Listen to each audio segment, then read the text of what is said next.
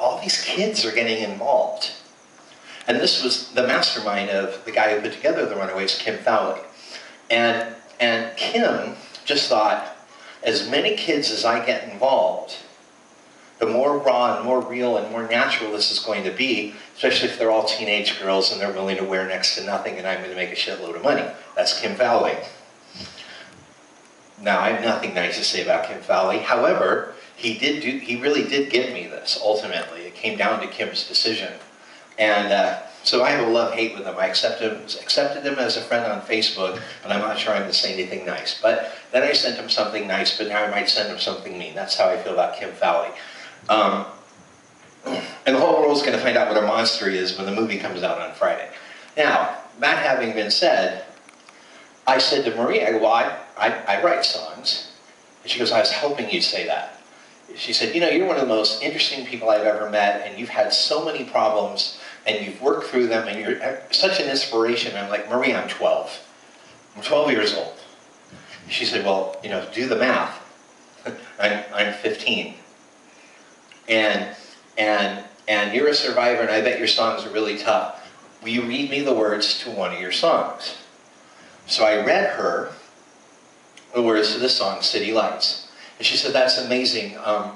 What do you think about me putting that on my record? Well, let me talk to my agent. And, you know, I said, of course. So that was the end of it, and I moved on with my life. I figured nothing would ever happen. And then 2 days later, I got a phone call from Cherie. And she said, hi, this is Cherie calling you. And I go, hi. And she goes, hey, I want to record your song. I go, what song? She goes, City Lights. I go, no, you mean you're Marie. They looked identical. They sounded identical. If I saw them out in public, I had to ask, which one are you? You know, it's so embarrassing. You know, I knew them for years, and I could never tell them apart. She goes, no. This is Cherie Curry, the lead singer of the biggest rock band in the world, calling you saying, I read your song. I read your lyrics that Marie wrote down over the phone. And I want to make this the title track on the next Runaways record. I was like, really? Really? You know, and so, you know, by the time this all started really happening, I was 13, the ripe old age of 13. But I'll never forget it, because Cherie made me, I would have done anything at that point, but she asked me to sing the song for her over the phone, and I sang it for her over the phone. And, you know, she goes, that's incredible. Expect a call from Kim. I go, Kim's going to call me? She goes, yeah, you know, because, you know, there's contracts and things like that involved in stuff like this. I said, okay, sure, whatever. And then all of a sudden, Kim Fowley. And for Kiss fans, Kim Fowley wrote songs off their most successful record, Destroyer. He wrote my favorite song on the record, King of the Nighttime World, and with them. But he's written millions, hundreds of songs that went #1. And he's one of the most respected songwriters and producers in the business. And this was a huge thing that he had done with the Runaways. And, you know, whether we like him or not, he changed music history. And now he's calling me on the phone, and I'm like, what? Hi, Kim Fowley. And he's like, hey, we like your little song, so we need you to go into the recording studio and record it, and we'll pay for you to go in the studio and record it, do a demo of it. And I hear your dad's a lawyer, so you need to put him on the phone. He goes, because you're a kid, and I got to deal with your dad from now on. And he goes, but I need to tell you, the Runaways are the biggest band in the world, and you're going to have a song on their next record, and you're going to make so much money off the Runaways, you can tell your rich Jewish parents to off. Anyway, thank you. Bye-bye, Dad. So my dad's like in shock, okay? He's like, hey, this is really happening. And so it really happened. We went into the recording studio, and I recorded the song and got it to the Runaways, and they started working on it, and I'm an established songwriter now. I mean, no one can take away from the fact that I wrote a song that the Runaways picked up. Well, then they picked up Crazy Mind, Lonely Heart. And I was like, I'm going to have 2 songs on the next Runaways record. And I was like, well, you got to be kidding. And And, you know, and then it was brewing, you know, like what happened with Carrie Crome, that she was like an honorary member of the band and was just there for all the writing, and she doctored stuff and ghost wrote stuff, and and like the story we hear about where Cherry Bomb came from isn't exactly what really happened. It just sounds really good and it's going to look good in the movie, but Carrie had an awful lot to do with it, and Carrie's not, to my understanding, even in the movie. But I could be wrong, but which of course foreshadows how the story ends. Cherie Currie got in a big fight with the band members right at the time she was being offered to play Strawberry Fields in the Sgt. Pepper movie, which came off the heels of Grease, which was successful, and everyone thought Sgt. Pepper was going to be successful. And she was offered Strawberry Fields, and of course, she never got it. The movie wasn't successful, but she quit the Runaways over it, and my song went with Cherie into oblivion. Until I heard it on the next Runaways record in its new improved form, changed just enough so I can't get a writing credit. So therefore, my dreams of becoming the next Carrie Crome came true. And you know what? I wasn't even mad. It didn't even make me mad.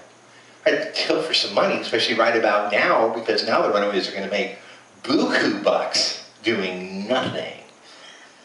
You know, and all their records are you know, going to start making money, and I'd be like getting checks. But I don't really care. I mean, I've been a thief my whole life. I wrote a song about Jesus, and then I realized I stole parts of it from You Light Up My Life, and I have a new song on my next record, and then I realized I stole part of it from Blondie.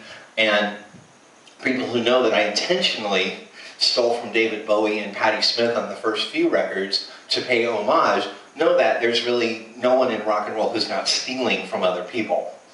I just think to steal from a 13-year-old is rather disgusting.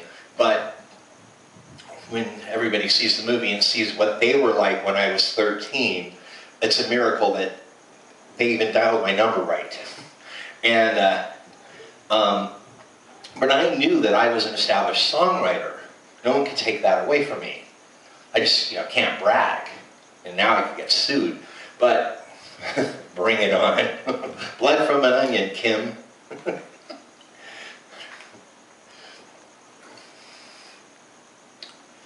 But it's interesting, because that's when I was 13, and that's the age in the Hebrew faith of manhood. And man, did that grow me up. My first encounter with the real music business was with the biggest band in the world at the moment. The biggest band in the world at the moment. And I got burned horribly. I wasn't even upset. I mean, okay, I was bummed. But there's a big difference even between bummed and upset. I was like, oh, I don't know, man. If I'm 13, maybe when I'm 14, you know, they'll follow through a little further. I mean, when I recorded my first record and Debbie Harry called me on the phone, I was like, well, I don't know. Debbie Harry's even cooler than Kim Fowley, and no offense, Cherie, but Debbie Harry's Debbie Harry. And I mean, you know, and now Johnny Rotten wrote me on Facebook, and I'm like, wow, Johnny Rotten noticed me. I mean, that's crazy. That's crazy. I mean, let's be fair. Alison Krauss wrote me on Facebook a personal letter, and I was like, ah, she's amazing. And so, as a little kid, I had the presence of mind to say, this should have worked out better, but it ain't over till it's over. Well, that was over. That was over. And in all fairness to Kim, he did approach me a couple years later when I was in my band in LA. And I said, you know, unless he wrote me a check for $1 million that didn't bounce, we wouldn't even speak. And he's like, you understand that I can make your band huge. I said, I understand you can make my band huge and ruin our lives forevermore, and I don't want to play with you. And